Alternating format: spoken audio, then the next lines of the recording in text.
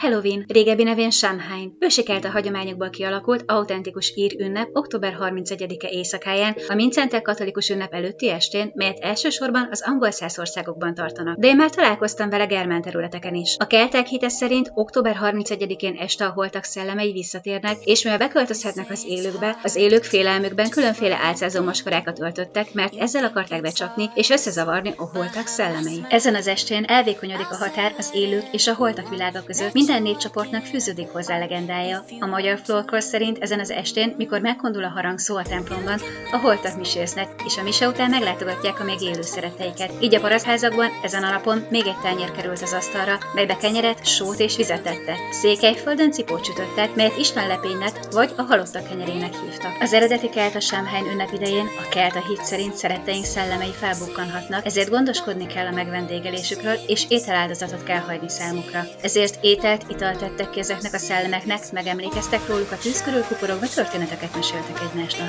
Az eredeti pogány Samhain ünnep saját komor hangvételén keresztül valójában mélyen tisztelte az ősök szellemeit. Bármerre is járjunk a világban, az ősi hiedelmek szerint ezen az éjszakán szinte összemosódik az élők és a holtak világa. Gyakorlatilag kinyílik a kapu a két dimenzió között.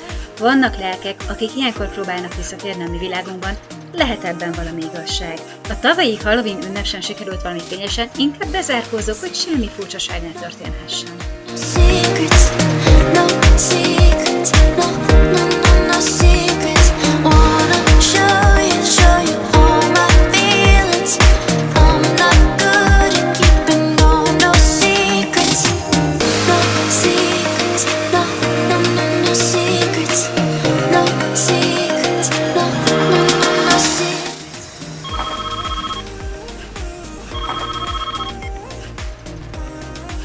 Na mondd!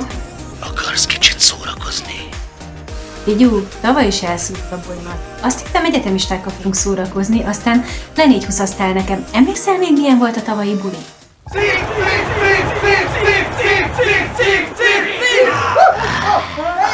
Látom az anyám! Klassz! Hát, nekem nagyon nem tetszett, úgyhogy inkább itthon falom a süt és játszok valami videójátékkal. Mi a kedvenced? Mikor mi?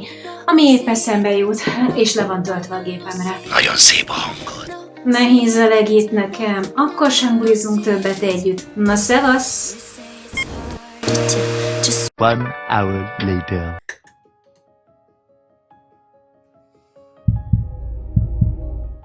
Most miattad elszúrtam a pályát, ez nem igaz.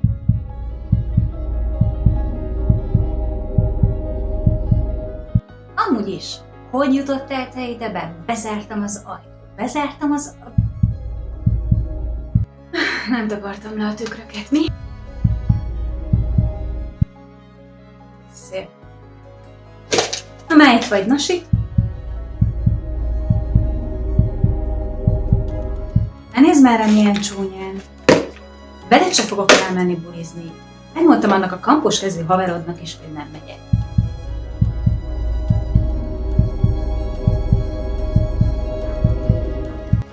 És amúgy is, most megint várhatok 10 percet, mire a macskás játékomban élet lesz.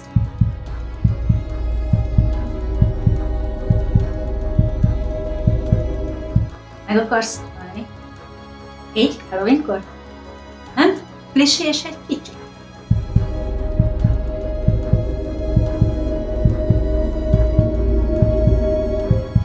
Itt és most jelzem.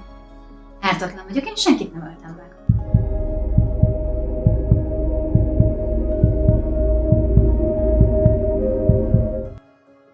Az aranyhörcsög bő 20 évvel ezelőtt végelgyengülésben meghalt.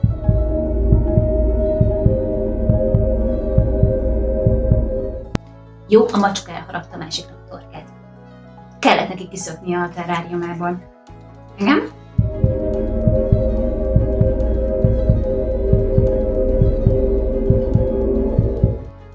Jó, a papagájom meg megszökött. Gyerek voltam, könyörgöm.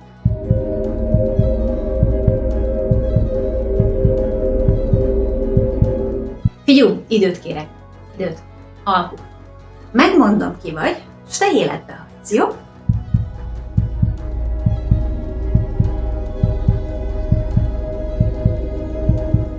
Szóval, bosszúálló női Stimmel? Tükörből mászol elő? Stimmel? Véres alak, gyilkolni akarsz, bosszút akarsz állni? Bloody Mary. Egyébként ismered már a saját legendáidat, hogy miket költöttek köréd az elmúlt időkben?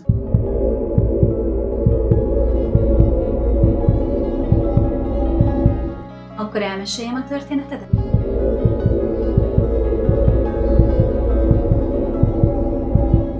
Jó, tehát akkor...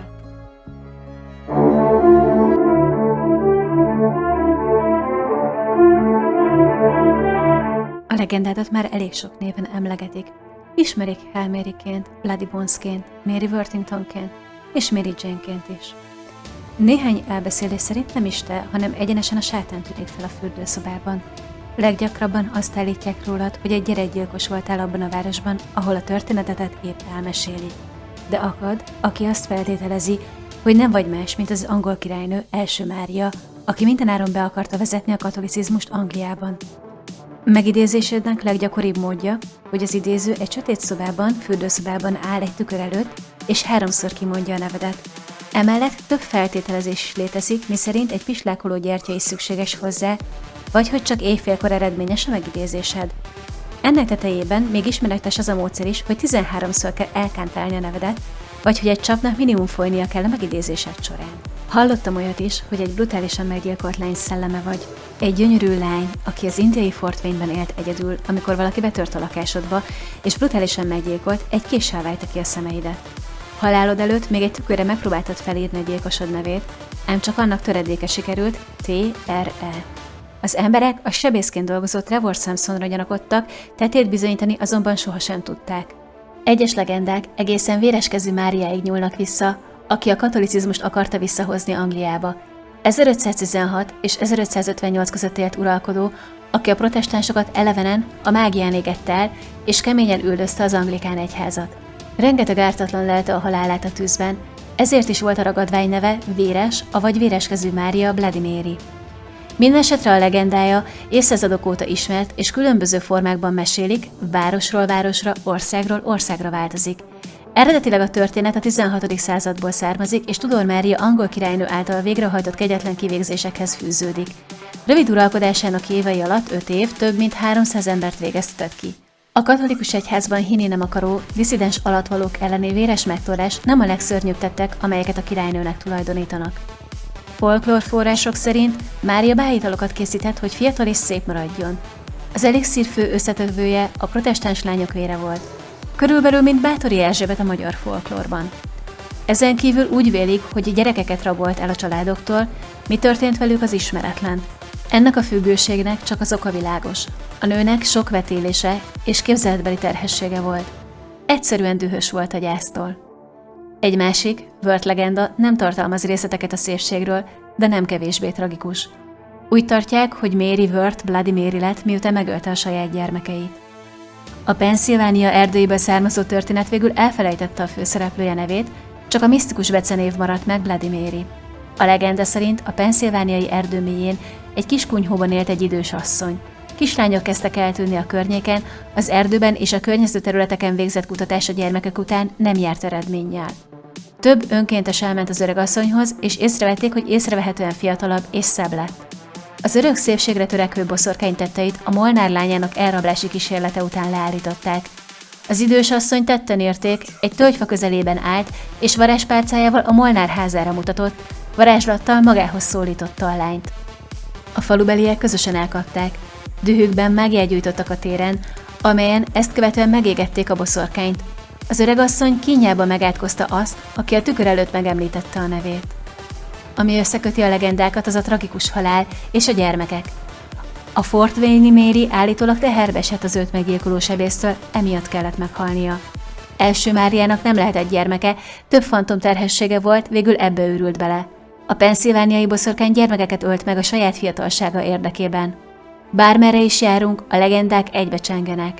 Erőszakos halált halt fiatal nők, gyermekek, szépség utáni örök hajsza és a tükör, amely a lelkeket fogva tartja, sokféleképpen megjelenhet, szellemként, rémlényként, stb.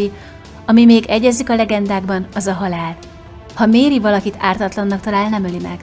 Ártatlannak gyilkosságban, de ezt elég tágan értelmezi, ha valaki a közeledben túladagolja magát, ő azt is gyilkosságnak veszi, vagyis szinte senki sem ártatlan szerinte.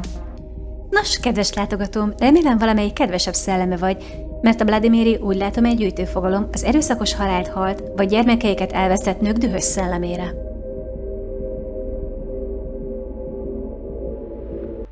Ez kevés, hogy életben hagy.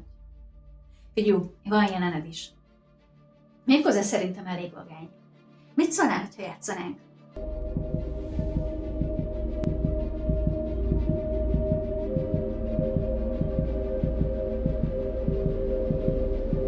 Jó, amúgy sincsen most társasjátékos haverom, senki, a kampókezes havert is lemondtam. Mutatok neked egy nagyon vagány társasjátékot.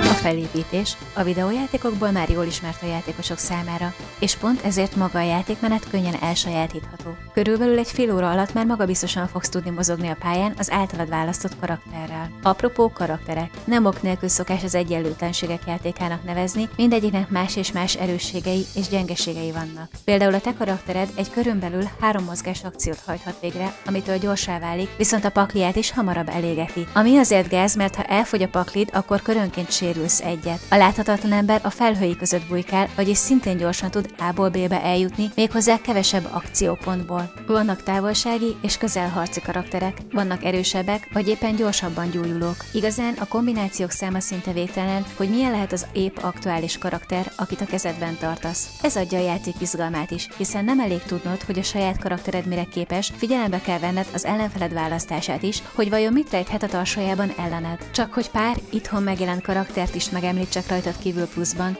Piroska, a Hilleus, Dracula, Sherlock Holmes. De külföldön már megjelent a Deadpoolos verzió, vagy Bruce Lee, Houdini, Buffy a vámpírok réme és a Jurassic Parkos dobozok is. Vajon Buffy vagy Dracula esetleg Bruce Lee versus Raptorok? Na, kezd beindulni a fantáziád? Akkor megtaláltam a neked való játékot. Nos, ebben a remek társasjátékban ezt bizony kipróbálhatod. Csak érkezzenek már meg itthonra is azok a kiegészítők. Kedves Mondo Games és Reflex Shop, innen is üzenem, csípkedjétek magatokat. Fogyasztóvédelmi figyelmeztetés. A játék függőséget okoz, károsan hat a pénztárcádra, a gyűjtőszenvedélyedre és a játékos kapcsolataidra. Szóval, aki még nem ismerné, most figyeljen, miközben zárolja a bankszámláját saját maga elől. Pár kattintás az online bankban a családi kassa védelmében. Ugyanis ez a társasjáték az Unmatched, szabad fordításban egyenlőtlenségek, garantáltan függőséget okoz a gyűjtőszenvedéllyel is megáldott játékostársaknál, de ne szaladjunk ennyire előre. Normál esetben a társasjátékok úgy szoktak felépülni, hogy alapjáték plusz a kiegészítők, viszont az Unmatchedben nem ez a felállás. Itt minden egyes doboz önállóan is játszható, nincs szükséged a többi játékra hozzá. Gyakorlatban nem is társast veszel, hanem egy harci rendszert, amelyek egymást kiegészítik, de nem vonnak le a másik értékéből, és bármelyik karaktert bármelyik pályán tudod használni a többiekkel szemben. Vannak 2 karaktert tartalmazó dobozok, és vannak 4 karakteresek is. Ez változó, de külföldi oldalakon láttam már 1 karaktereset, vagyis majd valamikor lesz kiegészítős rendszer, amikor csak a karakterpaklit plusz életjelzőt veszel magadnak. Amikor a dobozt a kezedbe veszed, látható az igényes kivitelezés, a grafikák a fedlapon önmagukban is meggyőzőek, és nagyon jól mutatnak a polcon. Amúgy én imádom, amikor kinyitok egy új játékot, és megcsap a doboz illata, körülbelül amikor egy új könyvet lapoz fel az ember. Pavlovi reflex, itt valami jó fog történni velem. A dobozban lévő eszközök közül az életjelző korongokkal kezdhetnének valamit, kicsit nehéz őket összepattítani, de semmi vész, a 40 kilóm és egy kalapácsos rátehénkedés megoldja a gondot. A szabálykönyv szintén érezhetően a tartóság jegyében készült, tetszetős grafikákkal megfűszerezve, és minden hősről van egy-egy mondat. Mondjuk én hiányolom belőle, hogy összefoglaljuk ki kicsoda amolyan edukációs célzattal, mert például bele lehetne venni, hogy Achilleus nem csak a valaha ért legnagyobb harcos volt, hanem azt is, hogy ókori Görögország blablabla. De ez már csak az én magándili hoppom. Amiért külön pacsi a készítőknek a játéktábla. 2 oldalas, vagyis egyből rögtön 2 pályát is kapunk változó lehetőségekkel és terepekkel. Különböző szimbólumokkal jelölnek rajta lehetőségeket, például a csillag +1 magaslati helyet jelent, ami előny egy támadás során, és ezzel +1-jel növekszik a támadásod értéke, ha ilyen helyről támadsz. De ezekről rengeteg tutoriál van fent, a neten nem mennék most bele.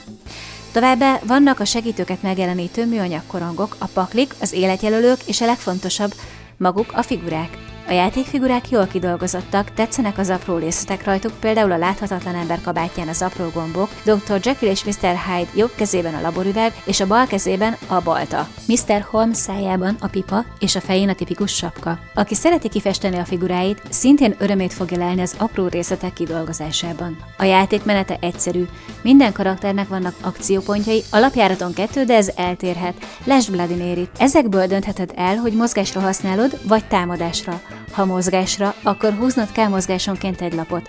Maximum 7 darab lehet egyszerre a kezedben, tehát a köröd végén a pluszt el kell dobnod. Amikor a paklid elfogyott, a harcosod kimerült, nem keverheted újra a dobópaklidat, abban a percben minden harcosod 2 sérült, ahogy elfogyott a paklid. Úgy is mozoghatsz, hogy nem lépsz el, vagyis csak annyit mondasz, hogy léptem, és már húzol is. A mozgásodat, hogy mennyit léphetsz egy akcióponttal, a karakterlapodon találod meg. Alapvetően 2 léphetsz, de ez is változékony tényező. Egymást nem ugorhatjátok át, és a saját segítőidet sem. Nem kötelező minden harcosoddal ugyanannyit mozogni, amikor lépsz, a segítőidet is mozgathatod. Ha tervezés akciót választasz az akciópontodért cserében, akkor egy villámjelölésű kártyát játszol ki. Hajtsd végre a rajta lévő utasítást, ez lehet, hogy eldobatod a kártyáit az ellenfelednek, mozgatod a harcosait, stb. És jöjjön a lényeg, a támadás. Bármelyik harcos megtámadhat egy mellette álló mezőn lévő harcost, zónáktól függetlenül. A zónák működése főleg a távolsági harcosoknál fontosak, mivel ők messzebbről is hajthatnak végre támadási akciót, ha vele azonos zónában tartózkodik az ellenfél. A harc leforgása egyszerű, választasz egy támadólapot, az ellenfeled pedig egy védekezést. Ezek csillaggal és pajzsokkal jelölt lapok. Vannak vegyesek is, amikkel támadni és védekezni is lehet. Ha nincs védekező lapod, akkor nem tudsz védekezni, így értel? Ha van, akkor választ ki, és szintén fejjel lefelé mutasd a játékos társad felé, majd egyszerre fordítsátok fel. A legtöbb kártyának meghatározott időben aktiválódó hatása van. Ilyen az azonnal, a csata során, vagy a csata után. Ha valami másképp nem rendelkezik, a kártyahatásokat mindig végre kell hajtani, ha a 2 hatás azonos időben hajtandó végre, akkor a védekező játékosé az elsőbbség. Ha egy harcos életereje a nullát eléri, legyőzetett. Te pedig nyertél, ha csapatokban játszotok, akkor az ellenfél csapatának mindkét harcosát le kell győznötök a győzelemhez. Hosszan lehetne ragozni a kártyahatásokat, melyik karakter mire képes, ezek külön bemutatót érdemelnének. Minden esetre a játék harci rendszere alkalmassá teszi őt, akár házi bajnokságok rendezésére is. Rutinosabb játékosok fél óra alatt le tudnak egy-egy mérkőzést, hiszen alapvetően pörgős játékról van szó, és csak ritkán áll érdekedben a menekülés. Korosztálytól függetlenül élvezetes lehet a játék, és mivel vannak benne szabályos csalások, így a huncutabb játékosok is élvezhetik. Alapvetően egy aszimmetrikus játék, kiegyenlítetlen feltételekkel kell küzdeni, ahogy az életben sem indul mindenki azonos esélyekkel. És hogy mi a tanulság? Mert sosem hagyok senkit tanulság nélkül, még téged sem méri. Mindenki legyőzhető, mindenki nyerhet, sokszor nem az számít, hogy mekkora fegyverarzenálod van, és az is lényegtelen, mekkora a fizikai erőd. Csak egy dolog számít, mi van a fejedben. Mennyire vagy jó taktikus, mennyire tudsz előre gondolkodni, és kiszámítani az ellenfeled lépéseit. Ebből a szempontból picit olyan, mint a sakk, vannak bevált formulák, amikkel győzelemre juthatsz, csak hát bele kell számítanod az ellenfeled játékstílusát, tudását és szintjét. Igazán korosztályunk sakkjátékának is lehetne nevezni, megdolgoztatja az agytekervényeket, ugyanakkor nem nyúlik olyan hosszúra egy parti, tehát le tudja kötni az izgább játékosokat is. Sakkrajongóknak, szörny és mesefigurák gyűjtőjének kötelező darab. Hogy hosszú távon mi sül ki belőle, az már a jövő zenéje. Minden esetre minden geek megnyalja a 10 ujját, hogy egy ilyen játék létrejött. Hiszen benne van minden.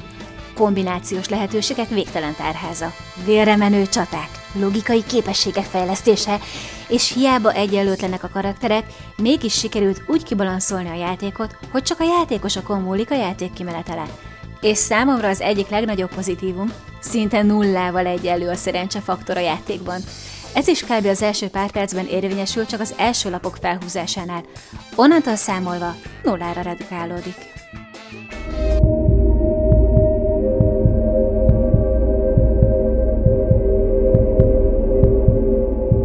Most mi a baj? Hát ez sem tetszett. Pedig tök menő, le tudod győzni Drakulát, vagy Buffyt a vámpírok rémét.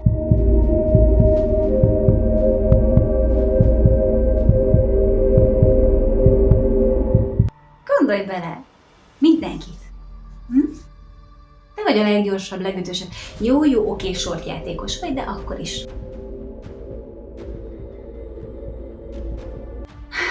Mindenképp meg akarsz engem ölni Halloween éjszakáján? Hát a nézőimre nem gondolsz?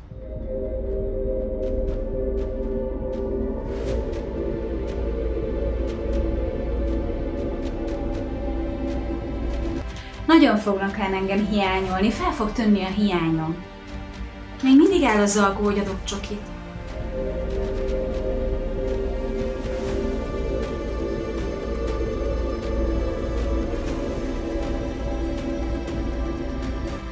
Szóval semmiképpen nem teszel el erről a tervedről. Pompás, nem figyeltél a tanulságra. Tudod, mi a tanulság, Méri? Hogy a legkisebb, leggyengébb is egy kis ésszel, fifikával le tud téged győzni. És neked is van ám ellenszered. Nézd a tükörképedet! Megkaphatod, Dean Winchester. Jobb vagyok nálad.